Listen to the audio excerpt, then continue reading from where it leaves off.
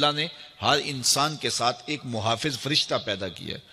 اور اگر وہ محافظ فرشتہ انسان کے ساتھ نہ ہو، شیاطین انسان کو ویسے مار ڈالیں، انسان کو قتل کر ڈالیں، اگر اللہ نے حفاظت کے لیے فرشتہ معمور نہ کیا ہو۔ یہ انسان کے دشمن ہیں، اور انسان کو شیاطین راہ مستقیم سے ہٹانے کے لیے دن رات کوش ہیں۔ پھر یہ اتنا مکار دشمن ہے، ہر ایک کو ایک لاٹھی سے نہیں ہانکتا، اسے پتا ہے کہ کس کو کیسے بھٹکانا ہے۔ ایک شب زندہ دار جس کو سحری کے وقت اٹھ کے آنسو بہانے کا لطف ملتا ہے، اب شیطان اس کو کہے کہ سحری کے وقت اٹھا نہ کر، تو وہ شب زندہ دار جب اس کے آنسو مصلے میں جذب ہوتے ہیں اور وہ اترتے ہوئے آنکھوں سے آنسو اتنی لذت اسے دیتے ہیں کہ دنیا ما فیہا کی لذتیں ایک طرف اور یاد خدا میں رونا ایک طرف۔ اب شیطان کسی کو کہے کہ سحری کے وقت اٹھا نہ کر، تو کوئی شیطان کی یہ بات تھوڑی مانے گا، تو شیطان اسے یہ کہتا بھی نہیں ہے، اسے کہتا ہے نہیں اٹھا کر، لیکن صبح بتا دیا کر کے میں تہجد گزار ہوں، اسے ریا میں مبتلا کرے گا۔ ایک شخص جس کی طبع میں فیاضی گندی ہوئی ہے، اب شیطان اس کو کہے کہ تو سخاوت نہ کیا کر،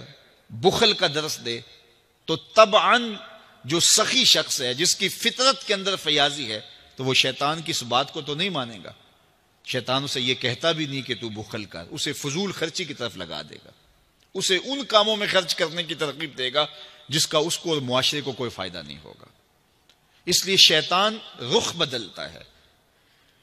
ایک شاعر جس کی طبع کے اندر لطافت ہے، نرمی ہے، محبت ہے، اب شیطان اس کو کہے کہ فلاں کو قتل کر دے، تو شاعر تو شاخ سے پھول بھی نہیں توڑ سکتا، تو پھر وہ کسی کا سر کاٹ دے، یہ کیسے ممکن ہو سکتا ہے؟ شیطان ایک شاعر کو یہ کہتا بھی نہیں، اسے وہ شراب اور شباب کے پیچھے لگا دیتا ہے۔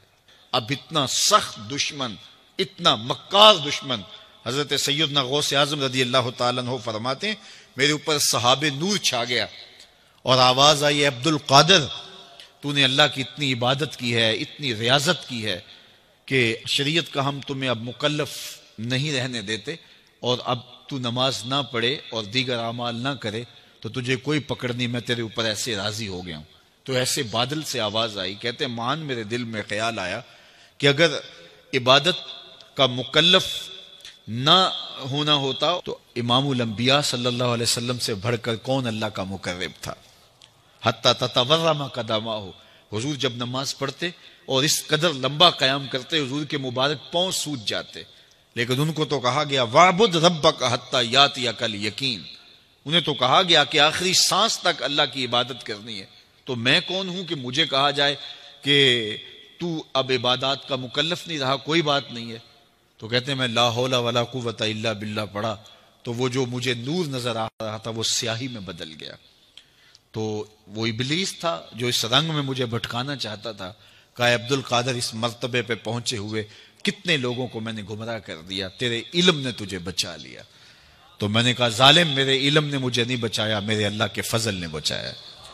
تو کہا پھر بچ گیا ہے، کئی میں نے یوں لوٹ لیے ہیں۔ تو اتنا مکار دشمن ہو جو ہمارے اوپر مسلط ہے اور دن رات کوشاں ہے ہماری متاع عمل لوٹنے کے لیے، متاع ایمان لوٹنے کے لیے، تو پھر مجھے بتاؤ کہ ہم کیا غافل ہو کے بیٹھیں گے؟ ایسے ناپاک وجود کا مقابلہ کوئی آسان ہے جو ہماری متاع عمل لوٹتا ہے، متاع ایمان لوٹتا ہے، ہمیں عمل کرنے نہیں دیتا، کریں تو وسواس ڈال رہا ہوتا ہے، کر لیں تو ریا میں اور تکبر میں مبتلا کر کے، عجب میں مبتلا کر کے کیا ہوا عمل بھی لوٹ لیتا ہے۔ مجھے بتاؤ یہ کوئی جو ہے وہ سوکھا کام ہے کہ ہم مقابلہ کریں؟ اب ماہ صیام میں روزے سے بھوک بھی کاٹتے ہیں اور قرآن مجید کی تلاوت اور دیگر معمولات کے لیے ہمیں تنہائی بھی میسر آتی ہے،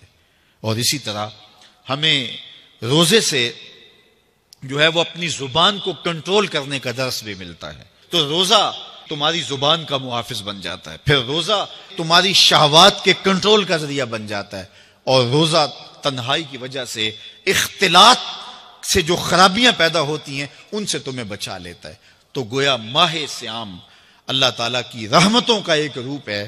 اور یہ ایک مہینے کا تربیتی کورس ہے جس کے ذریعے سے ہم اپنے باطن کی صفائی کر سکتے ہیں اور اندر کی غلاستیں، اندر کے میل کچیل مٹا سکتے ہیں۔ ارشاد فرمایا جو اللہ سے ڈرے اللہ اس کے لیے راستے کھول دیتا ہے،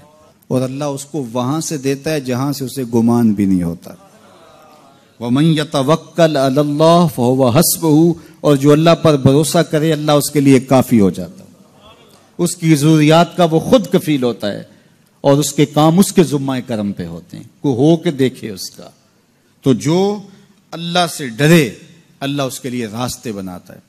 حضرت عوف بن مالک رضی اللہ تعالی عنہ الاشجعی حضور کی خدمت میں حاضر ہوئے اور عرض گزار ہوئے کہ میرا بیٹا سالم مشرکین کی قید میں ہے اور میں فاقوں کی حالت میں ہوں، تو فرمایا آل محمد کے پاس ایک سیر جو ہیں، بس اس کے علاوہ ہمارے پاس بھی کھانے کے لیے دنیاوی اسباب نہیں ہیں۔ کہا صبر کرو اور اللہ سے ڈرو اور لا حول ولا قوت الا باللہ کثرت کے ساتھ پڑھو۔ یہ ایسا وظیفہ ہے، ایک حدیث پاک میں آتا ہے کہ یہ 99 بیماریوں کا علاج ہے، اس میں سب سے کم درجے کی بیماری ہم اور غم ہے، یہ دکھوں کا مداوع ہے، مشکلات کا علاج ہے، اور یہ وظیفہ میرے حضور نے بتایا۔ حضرت ابو ذر غفاری رضی اللہ تعالیٰ عنہ کو حضور نے 5 چیزیں بتائی تھیں، ان میں سے 5ویں چیز یہ تھی کہ ابو ذر کثرت کے ساتھ لا حول ولا قوت الا باللہ پڑھا کرو۔ فرمایا عرش الہی کے نیچے ایک خاص خزانہ ہے، یہ وظیفہ وہاں سے آیا ہے، یہ زندگی میں معمول بنا لو، جب پھنس جاؤ مشکلات میں آ جاؤ تو لا حول ولا قوت الا باللہ پڑھو، اللہ راستے کھولے گا۔ تو حضور نے 3 چیزیں فرمائی، اللہ سے ڈرو، صبر کرو اور کثرت کے ساتھ لا حول ولا قوت الا باللہ پڑھو۔ وہ فرماتے ہیں کہ میں یہ عمل شروع کیا، ابھی گھر میں بیٹھا ہی تھا کہ دروازے پہ دستک ہوئی، تو میں اٹھا کہ دروازہ کھولوں دیکھوں کہ کون ہے، تو دروازہ کھولا، دیکھا میرا بیٹا کھڑا ہے اور اس کے پیچھے 100 اونٹ کھڑے ہیں۔ تو میں نے کہا کہ تم اور یہ اونٹ؟ کہا مجھے موقع لگ گیا، میں ان کی قید سے بھاگ آیا اور آتے آتے ان کے 100 اونٹ بھی ہانک لایا ہوں۔ وَيَرْزُقْهُ مِنْ حَيْثُ لَا يَحْتَسِبُ، وہ تمہیں وہاں سے رزق دے گا جہاں سے تمہیں گمان بھی نہیں، اس کے ہو کے تو دیکھو۔ اللہ اکبر، اللہ کے ہو جاؤ تو پھر وہ تمہاری ضرورتوں کا کفیل ہو جائے گا۔ فرمایا حضرت عبداللہ ابن مسعود رضی اللہ تعالیٰ عنہ نے کہ کسی شخص کو فقر و فاقہ آ جائے تو وہ لوگوں کو بتائے کہ میں آج کل بڑے مشکل حالات میں ہوں، ہر وقت لوگوں کو بتاتا رہے تو اس کی مشکل بڑھے گی، اس کی مشکلیں آسان نہیں ہوں گی اس طرح۔ اور اگر وہ اپنی اس مشکل کو کسی سے شیئر نہ کرے بلکہ مصلی بچھا کے اپنے رب سے کہے کہ مالک فقر و فاقہ آ گیا ہے اور اس کا علاج تیرے پاس ہے، اس مرض کا مداوع تیرے پاس ہے، تو حضرت عبداللہ ابن مسعود فرماتے ہیں کہ رسول کریم نے فرمایا جلد یا بدیر اللہ اس کو مالا مال فرما دے گا۔ یہ بھی کبھی کر کے دیکھو، مشکل آ جائے، فاقہ آ جائے، مصیبت آ جائے، کسی سے نہ کہو، صرف اپنے رب سے کہو، پھر دیکھنا اس کی کرم نوازیوں کا می کیسے برستا ہے۔ فرمایا اللہ پر بھروسہ کرنے کا جو حق ہے اگر وہ تم ادا کر دو، وہ تمہیں ایسے رزق عطا کرے جیسے پرندوں کو عطا کرتا ہے۔ ہم تو دکان پہ جانا ہوتا ہے، فیکٹری میں جانا ہوتا ہے، ہم اپنے کاروبار پہ جانا ہوتا ہے، نوکری پہ جانا ہوتا ہے، مزدوری پہ جانا ہوتا ہے، ہمیں پتہ ہے کہاں آج صبح جانا ہے، لیکن پرندوں کو کوئی پتہ نہیں ہوتا کہاں جانا ہے، راس المال بھی نہیں ہوتا، لیکن صبح نکلتے ہیں، شام کو کبھی بھی خالی پیٹ نہیں آئے۔ بن توکل پنچھی اڑ دے، خرچ نہ پلے زیرا ہو، گھر سے خالی پیٹ نکلتے ہیں، جب واپس آتے ہیں تو پیٹ بھرے ہوئے ہوتے ہیں، اور پھر جو ان کی ضرورت ہوتی ہے اللہ وہ ساری ضرورتیں پوری کرتا ہے، جو ضرورت ان کی ہوتی ہے۔ یہ شیر کتنا گوشت کھاتا ہے اللہ روز اسے دیتا ہے، یہ ہنس روزانہ سچے موتی کھاتے ہیں، اور آپ مارکیٹ میں لینے جائیں لاکھوں روپے لگا کے تولے ماشے کے حساب سے آپ خریدتے ہیں، پھر بھی آپ کو یقین نہیں ہوتا کہ یہ سچے ہیں یا 2 نمبر ہیں۔ اور ہنس دنیا پہ کروڑوں جانور پائے جاتے ہیں، روز کھاتے ہیں، صبح بھی، شام بھی، دوپہر بھی، پیٹ بھر کے کھاتے ہیں، اللہ روز انہیں عطا کرتا ہے۔ کہا اس پہ بھروسہ تو کر کے دیکھو، وہ تمہاری ضرورتوں کا کفیل ہوگا، اس پہ بھروسہ کرو گے وہ تمہیں وہاں سے دے گا جہاں تجھے گمان بھی نہیں ہوگا۔ میرا تعلق ایک دیہات سے ہے اور مجھے اچھی طرح یاد ہے کہ والد گرامی مجھے انگلی سے لگا کر کے مسجد میں لے جایا کرتے تھے، تو بوڑھے بزرگ جو مسجد میں جانے سے قاصر تھے وہ گھروں میں بیٹھ کے قرآن پڑھتے ہوتے تھے، اور عموماً ظہر کے وقت بھی اور صبح کے وقت بھی گھروں سے قرآن پڑھنے کی آوازیں آیا کرتی تھی۔ آج گھروں سے پاپ میوزک کی صدائیں سننے کو تو ملیں گی، لیکن قرآن کے نغمے موقوف ہو گئے۔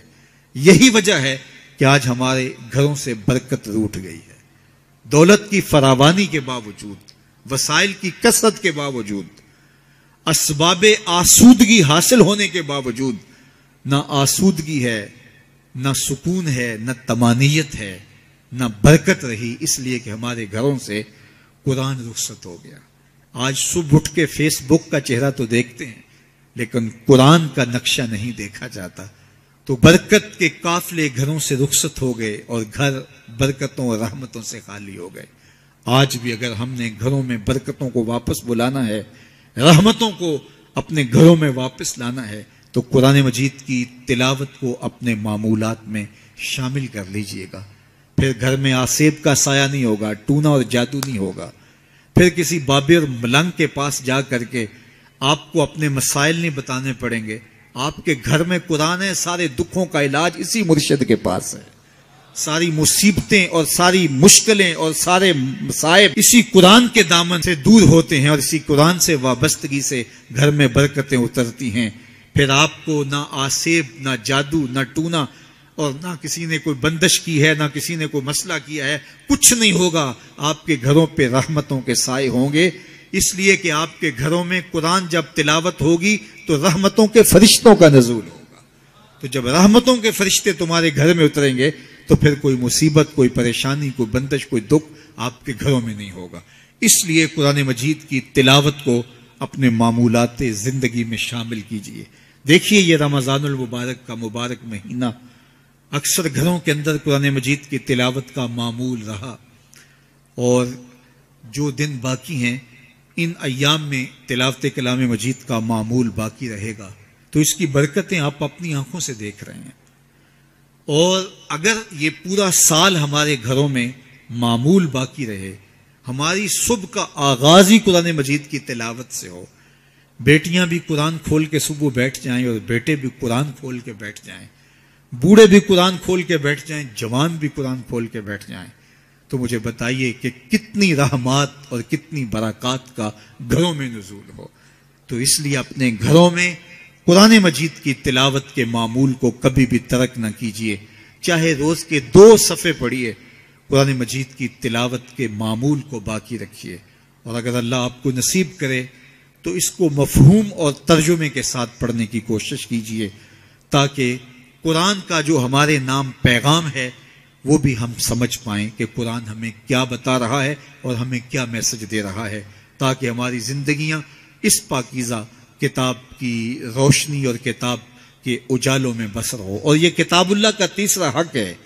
کہ اس کو مفہوم و مطلب کے ساتھ سمجھنے کی کوشش کریں۔ یہ ہمارے رب کا ہمارے نام پیغام ہے۔ آپ کے کسی دوست کا، کسی ملنے والے کا آپ کے نام خط آ جائے اور وہ اس زبان میں ہو جو زبان آپ نہ جانتے ہوں، تو اتنی دیر تک آپ مطمئن نہیں ہوتے جب تک اس کے مندرجات سمجھ نہیں لیتے، کسی ایسے شخص سے وہ مضمون جان نہیں لیتے جو وہ زبان جانتا ہو۔ تو ہمارے رب کا ہمارے نام یہ میسج ہے، ہمارے نام یہ پیغام ہے رسول کریم صلی اللہ علیہ وآلہ وسلم کی وساطت سے۔ تو ہمیں اس کو سمجھے بغیر چین کیوں آ گیا ہے؟ تو ہم اس پیغام کو سمجھیں کہ ہمارا